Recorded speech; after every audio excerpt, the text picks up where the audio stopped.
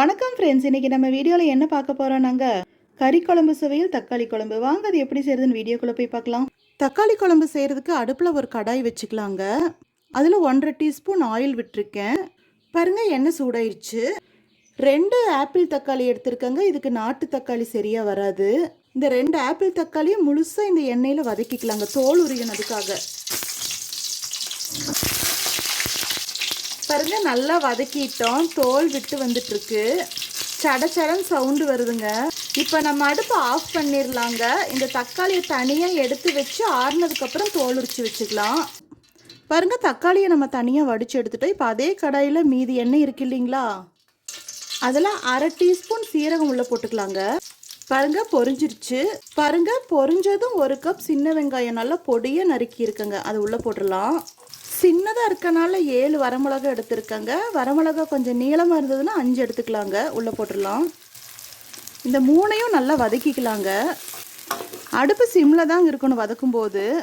பாருங்கள், நல்லா வதக்கிட்டோம். எண்ணெய் பிரிஞ்சு வரும்போது 1 கப் தேங்காய் துருவல், சின்ன வெங்காயம் எவ்வளோ எடுத்தோமோ அதே சம அளவு நம்ம தேங்காய் துருவல் எடுத்துக்கலாங்க.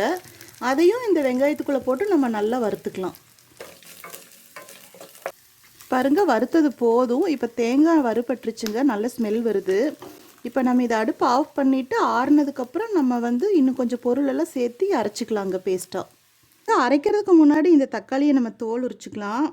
எண்ணெயில் போட்டு வதக்குனதுனால பாருங்கள், இந்த மாதிரி தோல் நல்லா ஈஸியாக உறிஞ்சி வருது. பாருங்கள், தக்காளி எல்லாம் நான் தோல் உரித்து இந்த மாதிரி பொடியாக கட் பண்ணிட்டேங்க. அது ஒரு மிக்ஸி ஜாரில் போட்டுடலாம்.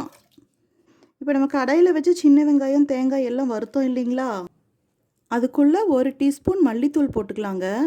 அதுக்குள்ளேயே 3 கிராம்பு போட்டுக்கலாங்க. 1/4 டீஸ்பூன் சோம்பு, 1/2 இன்ச் அளவுக்கு பட்டை, அது உள்ளே போட்டுடலாங்க. எல்லாத்தையும் நல்லா கலந்து விட்டுக்கலாங்க. இப்போ இதை நம்ம இந்த மிக்ஸி ஜாருக்கு மாற்றி நைஸ் பேஸ்ட்டாக அரைச்சிக்கலாங்க.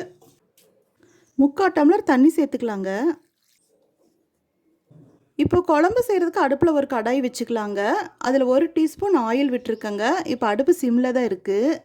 பாருங்கள், எண்ணெய் சூடாயிருச்சு. இப்போ நம்ம 1/4 டீஸ்பூன் கடுகு போட்டுக்கலாம் உள்ள. கடுகு வெடித்ததும் ஒரு பெரிய வெங்காயம் நல்லா ஸ்லைஸாக கட் பண்ணிக்கோங்க, அதையும் உள்ளே போட்டுடலாம். 5-6 கருவேப்பிலை, 2 வரமிளகா, எல்லாத்தையும் நல்லா வதக்கிக்கலாங்க. பெரிய வெங்காயத்தை எவ்வளோ ஸ்லைஸாக கட் பண்ண முடியுமோ அவ்வளோ ஸ்லைஸாக கட் பண்ணிட்டோம்னா குழம்பு ரொம்ப நல்லா இருக்குங்க.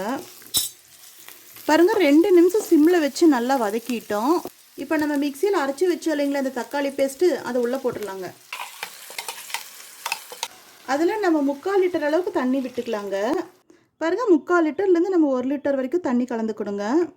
இப்போ நல்லா கலந்து விட்டுடலாம். பாருங்கள், குழம்பு நல்லா கொதிச்சு வருது. இப்போ நம்ம 1/2 டீஸ்பூன் உப்பு போட்டுக்கலாங்க. உப்பு போட்டுட்டு நல்லா கலந்து விட்டுக்கலாங்க. பாருங்கள், உப்பு செக் பண்ணிட்டேன், கொஞ்சம் பத்தாதமாக இருக்குது, அதனால் இன்னொரு 1/2 டீஸ்பூன் கலந்துக்கிறேங்க. இது சாப்பாட்டுக்கு, இட்லி, தோசைக்கு எல்லாத்துக்குமே நல்ல மேட்சுங்க. ஏன்னா உப்பு போட்டதுக்கு அடுத்தபடியாக நம்ம 1 டீஸ்பூன் வரமிளகா பவுடர் போட்டுக்கலாங்க. இது காரத்துக்கு தகுந்தபடிங்க. இன்னும் நிறைய காரம் வேணுங்கிறவங்க கூட இன்னும் கொஞ்சம் வரமிளகாத்தூள் சேர்த்துக்கலாம். பாருங்கள், நல்லா குழம்பு கொதிச்சு கொஞ்சம் திக்காக வந்துட்டுருக்குங்க. இப்போ இந்த ஸ்டேஜில் நம்ம அடுப்பு ஆஃப் பண்ணிடலாங்க. நம்ம சேனல் பிடிச்சிருந்தா லைக் பண்ணுங்கள், கமெண்ட் பண்ணுங்கள், ஷேர் பண்ணுங்கள், சப்ஸ்கிரைப் பண்ணுங்கள். அப்படியே பக்கத்தில் இருக்கிற பெல் ஐக்கானையும் மறக்காமல் கிளிக் பண்ணுங்கள். தேங்க்யூ.